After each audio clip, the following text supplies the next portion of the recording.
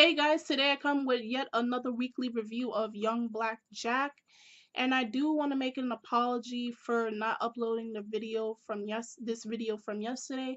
My reason for that is because I attended New York City's Comic Con, hence the wall poster that I have behind me of Free. I'm a big fan of Free. Don't judge me. But yeah, it was really a lot of fun. I met so much people. I met so much cosplayers, and I even managed to make some friends. So it was a lot of fun for my first time attending Comic Con.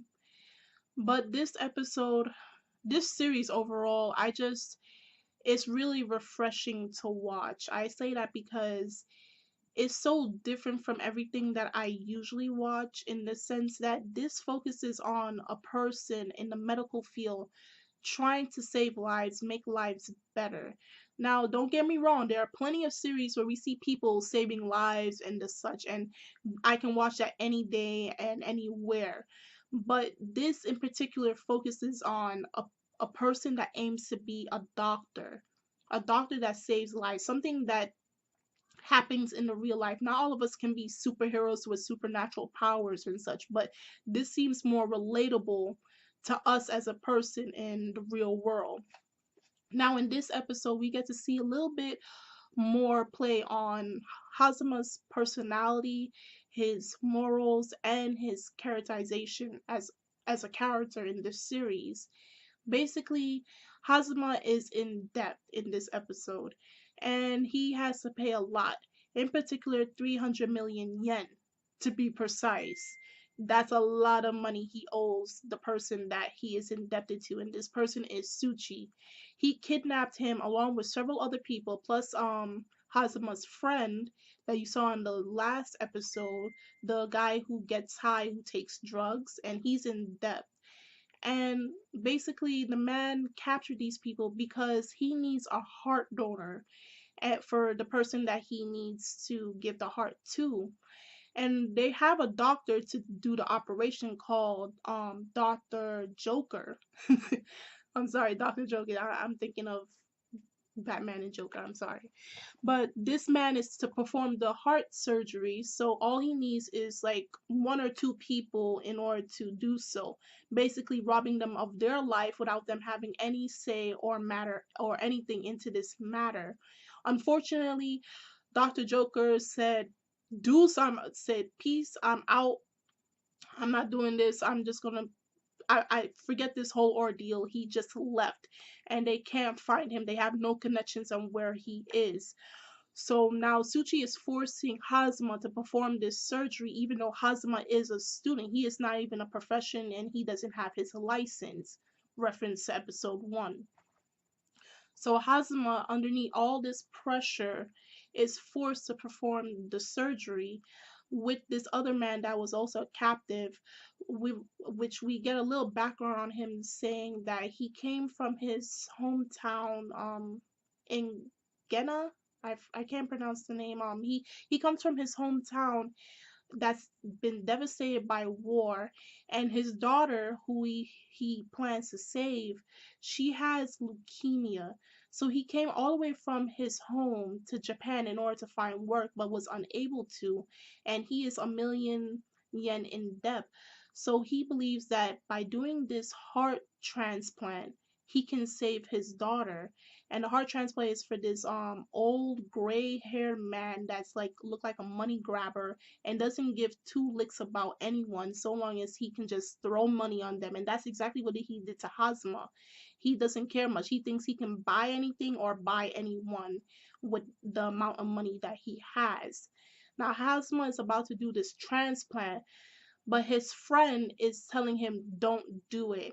And what I found interesting about this episode was that if you understand like saving a life and ending a life, there is such a thin borderline, especially when you're doing the heart transplant, because you can easily save a life so long as the heart is compatible with the other person. But at the same time, even if it is compatible, there is a thin line, just a little bit of space for the person to still die. So I found it interesting that Hazama was wavering and he really wanted to save a life, but at the same time he knew the high risk of doing this heart transplant.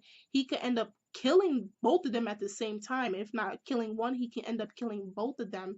And his friend was able to snap him out of it, telling him, if you do this and one of them dies, you are considered a killer.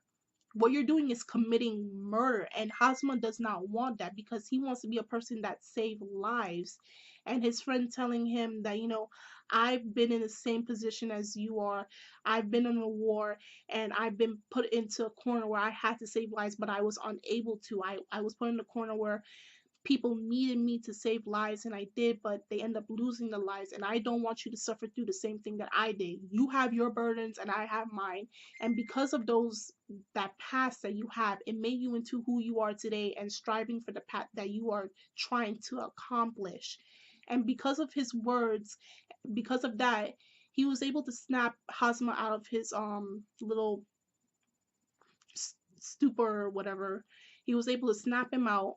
And Hazma, instead of doing the heart, well, he did do the heart transplant.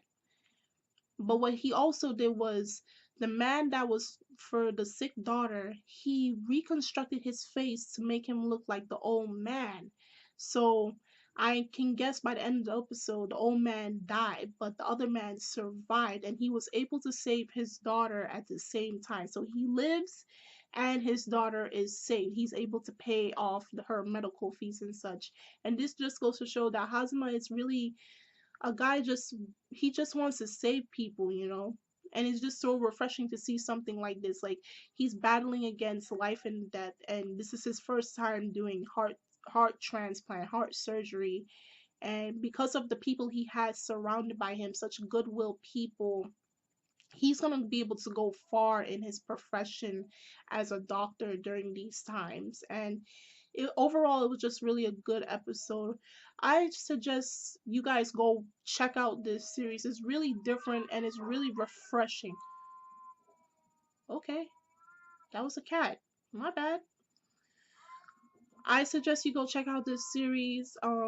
It's just so different and so refreshing.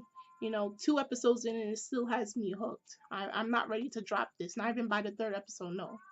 So if you have any thoughts, any opinions about this week's episode, please do say so in the comment section below. If you want to check us out on Twitter, Tumblr, it's in the description box, as well as our Facebook page. If you want to become a member, just click the link and ask for membership and we'll gladly add you.